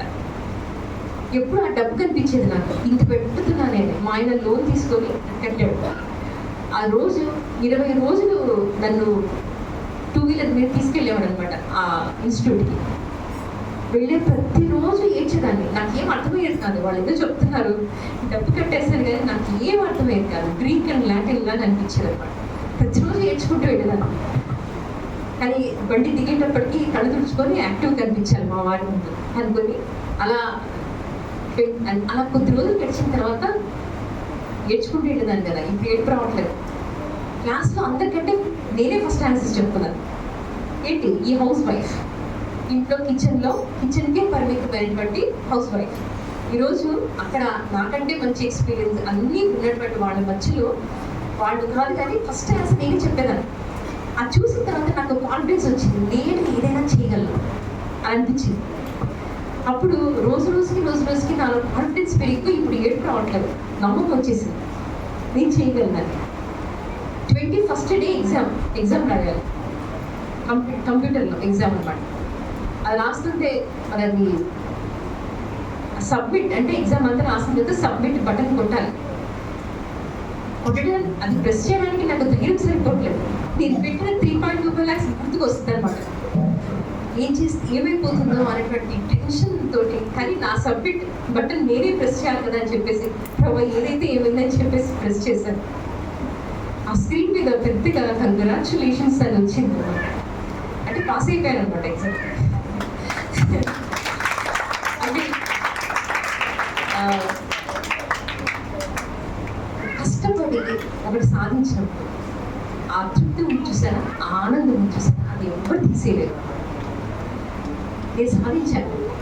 ఒక ఏవి రాని గ్రాడ్యుయేట్ అలాంటి అమ్మాయి ఒక సాఫ్ట్వేర్ నేర్చుకొని చేయడం అనేది it's not a simple thing. అది చిన్న విషయం కాదు, చాలా పెద్ద విషయం. ఇప్పుడు చేసిన తర్వాత జాబ్ రావట్లేదు. 3.25 lakhs కట్టి ఎగ్జామ్ పాస్ అయ్యింది కానీ జాబ్ అయితే రావట్లేదు నాకు. అలాగా more than 6-7 months ఇంట్లో ఉన్నాను. అందరూ అన్నారు ఈ అమ్మాయి ఇంత ఖర్చు పెట్టింది మరి జాబ్ తెచ్చుకోలేదని చెప్పేసి మాటలు వేరే. ఏం అర్థం కావట్లేదు. అలా ఇంటి పైన టెర్రస్ మీదకి వెళ్ళిపోయి ప్రార్థన చేసుకుంటుండేదాన్ని. అందరూ సజెషన్ ఇచ్చారు, ఒక కొంచెం ఫేక్ ఎక్స్పీరియన్స్, అంటే నాకు లేని ఎక్స్పీరియన్స్ అనమాట. పని చేయకుంటే పని చేశాను అని చెప్పి ఎక్స్పీరియన్స్ పెట్టడం. అలా పెడితే మీకు వచ్చేస్తుంది జాబ్ అని చెప్పి అన్నారు. నేను ఒకటే అనుకున్నాను, నేను చెప్పాను నీతి నిజాయితీ అని. నా దేవుడు నాకు ఇస్తాడు, ఆయన సమయంలో ఇస్తాడు, నేనైతే ఇలాంటి ఎక్స్పీరియన్స్ నేను పెట్టను అని చెప్పి అలా కూర్చుంది. దానికి చాలా అవమానాలు పడాల్సి వచ్చింది, చాలా మాటలు. అవునా, మనం 3.12 lakhs అని పెట్టామంటే అది గుర్తి వదిలిపెట్టరు కదా. బట్ నేను ఆయన నమ్ముకున్న తర్వాత వదిలిపెట్టలేదు, ఆ ఫేక్ ఎక్స్పీరియన్స్ అసలు పెట్టలేదు. చెన్నైలో నాకు చాలా వచ్చాయి కానీ ఇందులో సెలెక్ట్ అవ్వలేదు. బట్ ఆ చెన్నై నుంచి బయటికి రావాలని చెప్పేసి నేను ఒకసారి ప్రార్థన చేశాను. దానికి ఆన్సర్ ఇస్తే దేవుడు హైదరాబాద్లో 2 ఇంటర్వ్యూస్ వస్తే 2 క్వాలిఫై అయ్యాను. ఆ విధంగా దేవుడు నన్ను హైదరాబాద్కి తీసుకొచ్చాడు. ఇక ఒక్కసారి హైదరాబాద్కి వచ్చిన తర్వాత ఫస్ట్ జాబ్ విప్రోలో వచ్చింది. తర్వాత ఎప్పుడు వెండి తిరిగి చూడాల్సిన అవసరం రాలేదు నాకు. ఆ తర్వాత అక్కడి నుంచి ఈరోజు మా వారికంటే నేను ఎక్కువ సంపాదిస్తాను, కానీ ఎంత సంపాదిస్తానని కూడా నేను చూసుకోను ఇప్పుడు. ఎందుకంటే డబ్బు నేను కంట్రోల్ చేయాలనేది కాదు నా ఉద్దేశం. నాకు ఒక రెస్పెక్ట్ కావాలనిపించింది. నేను సాధించగలను అనేటువంటి కాన్ఫిడెన్స్ కావాలనిపించింది, అంతే. నా భర్త డబ్బులు వేరు, నా డబ్బులు వేరు, నేను దీనికి పెట్టుకోవాలి అలాంటి ఆలోచన కాదు, కానీ సాధించాలనుకున్నాను అంతే. సాధించేశాను. సాధించేనా ఆయన చేశాడు. సాధించడానికి అవకాశం ఇచ్చేటువంటి హస్బెండ్ని ఆయన ఇచ్చాడు. అందుకని చెప్తాను నేను, ముఖ్యంగా యవ్వనస్తులకి మీరు మీ లైఫ్ పార్ట్నర్ని సెలెక్ట్ చేసుకునే విషయంలో చాలా జాగ్రత్త ఉన్నాయి. ఈరోజు నాకు అలాంటి ఎంకరేజ్ చేసేటువంటి హస్బెండ్ లేడనుకోండి, నిజంగా నేను మీ ముందు నేను నిలబడేదాన్ని కాదు. ఆయన ఈరోజు నేను ఇంత హ్యాపీగా, నాకు స్వాతంత్రం అంటే ఏంటనేది ఆయన పెళ్లి చేసుకున్న తర్వాత అర్థమైంది. మా అన్న నన్ను ఎప్పుడు ఎవరితో మాట్లాడించేవాడు కాదు, మా నాన్న ఒప్పుకునేవాడు కాదు, అలాగే పెరిగాను. బట్ పెళ్లి చేసుకున్న తర్వాత అసలు నిజమైన స్వాతంత్రం అంటే ఏంటి తెలిసిన తర్వాత నాలో ఉన్న పొటెన్షియాలిటీ, అంటే మనలో ఉన్న సామర్థ్యం అది బయటకు వస్తుంది. కానీ చాలామంది అబ్బాయిలు లేదంటే తండ్రులు లేదంటే తల్లులు ఆ పొటెన్షియాలిటీని సప్రెస్ చేసేస్తున్నారు. అలాంటప్పుడు ఒక్కసారి వాళ్ళకి స్వాతంత్రం ఇవ్వగలిగితే వాళ్ళు ఎంత సాధించగలరో మనం చూస్తాం కదా. ఈరోజు నేను సాధించగలిగానంటే మీరు సాధించగలరు. ఇదేదో మోటివేట్ చేయడానికి కోసం, మిమ్మల్ని ఇన్స్పైర్ చేయడానికి చెప్పట్లేదు. అతడు చేయగలిగితే సమర్థం అవుతుందని ఎక్కడుందనంటే అవుట్ సైడ్ బైబిల్ లేదు, బైబిల్లో ఉంది. బైబిల్లో ఉన్నదంతా సత్యం. సో ఆ సత్యం తెలిసినటువంటి మనము ఎక్కడ ఇన్వెస్ట్ చేస్తున్నామో అనేది చాలా ముఖ్యం. అంటే నా టైం, నా యొక్క ఎఫర్ట్స్, నా యొక్క సామర్థ్యం ఇవన్నీ నేను రైట్ ప్లేస్లో, విద్యోల్లా కాకుండా రైట్ ప్లేస్లో ఇన్వెస్ట్ చేయగలిగితే అక్కడ మనకు ఖచ్చితంగా ప్రతిఫలం ఉంటుంది. ఆయన దివారాత్రంలో ధ్యానించినట్టుగా మనం ధ్యానించి ఏది కరెక్ట్ అని చేసుకోగలిగితే ఖచ్చితంగా మనకు ప్రతిఫలం ఉంటుంది. ఈరోజు ఏం డౌట్ కూడా మీ జీవితంలో ఒకవేళ ఉంటే, నేను ఇది చేస్తే ప్రతిఫలం అవుతుందా లేదా అనేటువంటి డౌట్ ఉంటే ఒక్క చిన్న మాట చెప్పి నేను ముగిస్తాను. షడ్రక్ మేషక్ అబేద్నెగోలు మరి ఈ రాజు తప్ప, అంటే ఈ స్టాచ్యూ తప్ప మీరు దేనికి చేసినా మిమ్మల్ని అగ్నిగుండంలో వేస్తానని అంటే, వాళ్ళు అంటారు రాజు దగ్గర నిలబడి, నీ క్యాన్సర్ చెప్పాల్సినంత అవసరం అసలు మాకు లేనే లేదు. ఓకే, ఎవరితో మాట్లాడుతున్నారు తెలుసా? రాజుతో మాట్లాడుతున్నారు. ఈ అగ్నిగుండం నుంచి రక్షించగలిగినట్టు సమర్థుడు మా దేవుడు. వాళ్ళు ఎలా చెప్పుకుంటారంటే, ఖచ్చితంగా దేవుడు ఈ అగ్నిగుండంలో నుంచి మమ్మల్ని రక్షిస్తాడు అని చెప్పుండొచ్చు, అవునా? అలా చెప్పలేదు. ఎలా చెప్తాడంటే, ఈ అగ్నిగుండం నుంచి రక్షించడానికి సమర్థుడే. అలా ఒకవేళ రక్షించకపోతే, అవునా, రక్షించకపోయినా మేము వెతుకోం. ఇప్పుడు ఇంకో కేసు పెడతాను నేను. ఎస్తేరు దగ్గరికి మొర్దెకై ఏమంటాడంటే ఎస్తేరు దగ్గరికి వచ్చి, నువ్వు రాజు దగ్గరికి వెళ్ళి మా పక్షాన్ని నువ్వు మాట్లాడు. నువ్వు మాట్లాడకపోతే అసలు రక్షణ ఖచ్చితంగా వస్తుంది. షడ్రక్ మేషక్ అబేద్నెగో అలా చెప్పట్లేదు. మొర్దెకై ఏం చెప్తాడంటే, మాకు సహాయము ఖచ్చితంగా వస్తుంది. ఒకవేళ నువ్వు దేనికోసం వచ్చావేమో చెక్ చేసుకో, నువ్వైతే పని చేయి అని చెప్తాడు. నువ్వు ఒకవేళ పని చేయలేదు అనుకో, దేవుడు ఇంకొక రకంగా మాకు సహాయం ఇస్తాడు. బట్ సహాయం రావడం కష్టం. ఇక్కడ షడ్రక్ మెషకి అబద్ధులు ఏమంటారంటే నేను రక్షించవచ్చు, ఒకవేళ రక్షించకపోతే ఈ డౌన్ చూసేలా ఇక్కడ కనిపిస్తుందా? ఒట్టిగా అలా చెప్పట్లే, ఖచ్చితంగా వస్తుంది. ఎందుకు అంటే వీళ్ళకి విశ్వాసం సరిగ్గా లేదా? బట్ వీళ్ళు కూడా ఫేక్ హీరోసే. హీబ్రూస్ 11th చాప్టర్లో వీళ్ళ పేర్లు కూడా ఉన్నాయి. ఎందుకంటే ఒట్టకే లాగా అంత కన్ఫర్మ్డ్గా ఈరోజు ఇది ఖచ్చితంగా జరుగుతుంది ఇది చెప్పట్లేదు. చెప్పాలి మీరు ఆన్సర్. ఈరోజు ఈ పని నేను చేస్తున్నానంటే దేవుడు నాకు ఇందులో ప్రతిఫలం ఖచ్చితంగా ఇస్తాడు అని ఒట్టకే లాగా చెప్పగలుగుతున్నామా? లేదంటే షడ్రక్ మేషక్ అబేద్నెగో లాగా ప్రతిఫలం ఇస్తాడు దేవుడు ఇవ్వడానికి సమర్థుడే. ఒకవేళ అంటే అది ఆయన చిత్తం కాదేమో, అప్పుడు ఆయన సమయం కాదేమో, అలాంటప్పుడు మేము దీంట్లో పడిపోతాం కానీ ఒక అని చెప్తున్నాను. అలా వస్తున్నారు, ఒక బిజినెస్ స్టార్ట్ చేస్తున్నారు మీరు అనుకోండి, లేదంటే ఏదైనా చేస్తున్నారు, అప్పుడు కన్ఫర్మ్గా చెప్పగలరా మీరు మొదటికేలాగా? దీంట్లో ఎవరు బెటర్ అనిపిస్తున్నారు మీకు? షడ్రక్ మేషక్ అబేద్నెగోనా? అవునా? మొదటికే కదా? మొదటికే. మరి వీటిలో అయ్యారు ఫెయిత్ హీరోస్. సో ఇక్కడ ఏంటంటే నేను ఎప్పుడు కన్ఫర్మ్డ్గా ఇది జరుగుతుంది నా జీవితంలో, ఇది ఖచ్చితంగా దేవుడు చేస్తాడు అనేటువంటి కన్ఫర్మేషన్. లేదంటే షడ్రక్ మేషక్ అబేద్నెగో లాగా ఇది చేయగలడు దేవుడు, ఒకవేళ ఆయన చిత్తం కాకపోతే, ఇప్పుడు ఆయన సమయం కాకపోతే అని ఎప్పుడు అనుకోగలము? ఎప్పుడంటే షడ్రక్ మేషక్ అబేద్నెగోలో ఇంకా ఎప్పుడు చెప్తున్నారు ఆ మాట అంటే వాళ్ళ పర్సనల్ లెవెల్లో మాట్లాడతారు. ఈ అగ్నిగుండం నుంచి మమ్మల్ని అంటే పర్సనల్ లెవెల్లో చెప్తూ దీని నుంచి రక్షించడానికి సమర్థుడే. ఒకవేళ నా లైఫ్లో ఇది ఆయన చిత్తం కాకపోవచ్చు, ఆయన సమయం కాకపోవచ్చు, ఇంకొక రకంగా ఆయన చేస్తాడు, లేదా చచ్చిపోతే ఆయన దగ్గరికి వెళ్తాము, పర్సనల్ లెవెల్లో మాట్లాడతాను. కానీ మొదటిగా ఎక్కడ మాట్లాడుతాడంటే his talking of nation level, ఒక బిగ్గర్ గ్రూప్. ఈ నేషన్లో నుంచే మెస్సయా వస్తాడు అనేటువంటి ఒక కవర్ ప్రామిస్ ఉంది అక్కడ. దాన్ని బేస్ చేసుకుని మాట్లాడుతున్నా ఏంటంటే దీని నుంచి దేవుడు ఖచ్చితంగా రక్షిస్తాడు. అంటే నేను తలపెడుతున్నటువంటి కార్యం ఒకవేళ అది బిగ్గర్ గ్రూప్కి బెనిఫిషియల్ ఉందనుకోండి, సొసైటీకి బెనిఫిషియల్ ఉందనుకోండి, దేవుడి యొక్క వాగ్దానం నెరవేరేదానికి దగ్గరగా ఉంది అని అనుకోండి, అప్పుడు వితౌట్ ఎనీ డౌట్ అసలు మీకు అనుమానమే అక్కర్లేదు, అది ఖచ్చితంగా జరుగుతుంది. కానీ మీ పర్సనల్ లెవెల్లో మీరు ప్రేస్ చేస్తుంటే, పర్సనల్ లెవెల్లో మట్టికి అంటే వ్యక్తిగతమైనటువంటి దాంట్లో చేస్తుంటే, ఒకవేళ ఆయన చిత్తం ఇలా ఉంటే ఆయన సమయం కోసం వెయిట్ చేస్తూ అలా విశ్వాసం ఉంటుంది. కానీ ఎప్పుడైతే మీరు తలపెట్టేటువంటి కార్యము దేవుడికి మహిమను తీసుకొచ్చి ప్రజలకి అంటే నేషనల్ లెవెల్ అంటే బిగ్గర్ గ్రూప్ లెవెల్లో అది పనిచేస్తుంది, వాళ్ళని విడిపిస్తుంది అని అనుకోండి, అది ఎలాగైనా సక్సెస్ అవుతుంది. మీరు ఈరోజు దేని గురించి ప్రార్థన చేస్తున్నారు? మీ పర్సనల్ లెవెల్ అనుకోండి, ఒక వైట్ కాగితం మీద అంటే తెల్ల కాగితం మీద సైన్ చేసేసి ప్రభా నీ చిత్తం నువ్వు రాసుకో నా జీవితం అని చేయడం బెటర్. అంతా రాసేసి ప్రభా నువ్వు సైన్ చేయి అని చెప్పడం కాదు. అది ఇలా ఒకవేళ అది పర్సనల్ లెవెల్లో. కానీ బిగ్గర్ గ్రూప్ లెవెల్లో సొసైటీకి బెనిఫిషియల్గా ఉండడం కోసం మీరు చేస్తున్నారంటే ఈరోజు ఎలాంటి అనుమానం అక్కర్లేదు, దేవుడు దాన్ని ఖచ్చితంగా ఎంత ఆటంకాలు వచ్చినా ముందుకు తీసుకెళ్తాడు.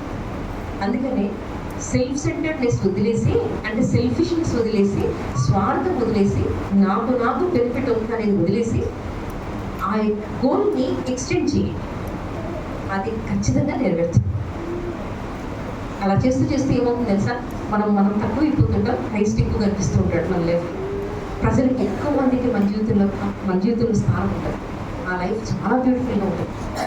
అలాంటి జీవితం అది చచ్చిపోయిన వాళ్ళు ఇంకా బ్రతికే ఉంటారు మనుషుల హృదయాల్లో. మళ్ళీ దేవుని యొక్క నామము గణపరచబడుతూ ఉంటుంది. అలా ఉండడానికి దేవుడు మనల్ని బలపరచుగాక. ప్రార్థన చేసుకోండి. ప్రభు మీకు స్తుతులు స్తోత్రాలు చెల్లించుకుంటున్నాను. నేను ఇంత వేడిలో కూడా ప్రభు మీ బిడ్డలు చాలా ఓపికగా ఒక క్రమశిక్షణతో ప్రభావ వారు విన్నారు. అది మంచి నేలన పడిన విత్తనం లాగా ప్రతిలాగా ఫలించేలా వారు కృప చూపించారు. మీరు బొగ్గగా ఫలించినట్టు మీరు ఆశ్రదించారు. ఇక్కడున్న ప్రతి బిడ్డను మీరు జ్ఞాపకం చేసుకోండి నాయన. ఏ కోరికతో వచ్చారో, ఏ ఆకలితో వచ్చారో మీరు జ్ఞాపకం చేసుకోండి. వారు నీ సన్నిధిలో వాటన్నింటిని బట్టి మొదలుపెడుతున్నప్పుడు వాటిని మీరు కన్సిస్టెంట్ చేయండి. ఈ యొక్క తణుకు ప్రాంతంలో ప్రభావం వాళ్ళు ఏమీ చేసి మరి అభివృద్ధికి రావాలి, అలాంటి విషయాల గురించి మీరు ఒక క్లారిటీగా అనుభవించండి నాయన. మీరు చదువుతున్నటువంటి చదువులు మీరు ఆశీర్వదించండి ప్రభావ. మీరు చేస్తున్నటువంటి జాబ్స్ మీరు ఆశీర్వదించండి. మరి ఎప్పుడొస్తుంది ఇంకా జాబ్స్ కోసం చూస్తుంటే నేను వాటి కోసం ఎలా ప్రిపేర్ అవ్వాలి, ఎలాగ దానిలో సాధించాలి, దాని సరిగ్గా క్లారిటీగా నేర్పించండి. దాన్ని సోపడతాన్ని పక్కన పెట్టి ప్రభావ క్రమశిక్షణ కలిగి చదవడానికి నా ప్రభావ మరి ఎలాంటి డిస్ట్రాక్షన్స్ లేకుండా ప్రభా ఆటంకాలు లేకుండా ప్రభావ మరి బిడ్డలు సక్సెస్ వైపు ప్రయాణించడానికి మీరు కృప చూపించండి. ఈరోజు జరిగినటువంటి ఈ కార్యక్రమాలంతటినీ మీరు బిడ్డల ఆశీర్వాదకరంగా చేయండి. ఇది వ్యర్థమైపోకుండా ఈ వాక్యాన్ని మన హృదయాల నుంచి సాధారణ దొంగిలించుకోవడం ప్రభావ ఇది 30 50 100 ఫలించే విధంగా మీరు ఆశీర్వదించాలి. నా ప్రభావ ప్రతి ఒక్కరి జీవితంలో మీరు ఫలింపచేయని అడుగుతున్నాను. ఇక్కడ ఉన్నటువంటి ప్రతి ఫ్యామిలీని మీరు ఆశీర్వదించండి తండ్రి. వారి యొక్క జీవితంలో నా ప్రభావ మీరు అభివృద్ధిని కలిగించండి తండ్రి. వారు వేసినటువంటి పంటను మీరు ఆశీర్వదించండి. సీజనల్ రెయిన్స్ మీరు అనుగ్రహించండి ప్రభావ. వారు చేస్తున్న ఏ పనైనప్పటికీ నా ప్రభావ ఏ పని చేసినా లాభమే కలుగుతుందని వాక్యం చెప్తుంది. అతడు జీవనం అంతే సమర్పవుతుందండి చెప్తున్నాను ప్రభా. ఈ వాక్యం అబద్ధం చెప్తుందా కాదు కదా ప్రభా. నేను ఎలా ఉండి పనిచేయాలని కూడా మీరు నేర్పిస్తున్నాను. దివారాంతరం ఈ వాక్యాన్ని ధ్యానించినప్పుడు మీ చిత్తాన్ని వెతుకుతూ నేను పనిచేసినప్పుడు నేను చేసింది ఏది కూడా అర్థమైపోదు ప్రభా. అయినా ఆ విధంగా ఈ బిడ్డలందరూ పనిచేయడానికి తద్వారా మీకు మహిమ రావడానికి ఆయన ఎంతో మందికి మీరు ఆశీర్వాదకరంగా ఉండడానికి జీవితంలో తృప్తి కలిగి జీవించేటువంటి కృప ప్రభా ఈ బిడ్డలందరికీ మీరు దయచేయమని అనుకుంటున్నాను తండ్రి. ఆయన బిడ్డలో ఉన్నటువంటి ప్రతి క్వశ్చన్ని ప్రతి కన్ఫ్యూషన్ని ప్రభావ తీసివేసి ఒక క్లారిటీని ప్రభావ మీరు అనుభవించండి. ఏం చేయాలి, ఏం చదవాలి, ఎందుకు చదవాలి అనేటువంటి జ్ఞానాన్ని ప్రభావ మీరు బిడ్డలకి అనుగ్రహించాలనుకుంటున్నాను. ఆయన మీరు ఆయన మీరు తీసుకున్నటువంటి డెసిషన్స్ అన్నింటిలో ప్రభావ మీరు ఉండండి. నా ప్రభావ ఎక్కడ కూడా తప్పుడు నిర్ణయాలు చేసుకోకుండా నా ప్రభావ ఆయన మీకు మహిమకరంగా పెట్టుకుంటున్నాను మీరు ఆశీర్వదించండి. ఈ సమస్తాన్ని చేతుల్లో పెట్టుకుంటూ యేసుక్రీస్తు వారి పరిశుద్ధమైన నామములో అడిగి వేడుకుంటున్నాను తండ్రి. ఆమేన్.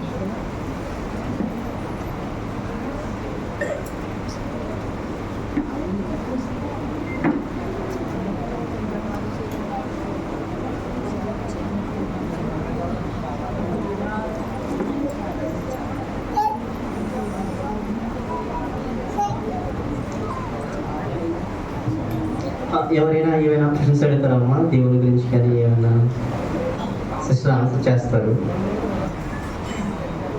క్వశ్చన్స్ ఒకసారి చెప్పండి. వాటిని అందరూ చక్కగా మెసేజ్ చెప్పండి.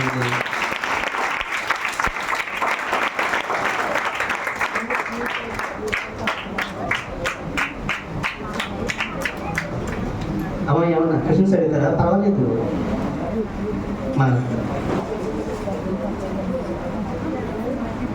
ఏమైనా క్వశ్చన్స్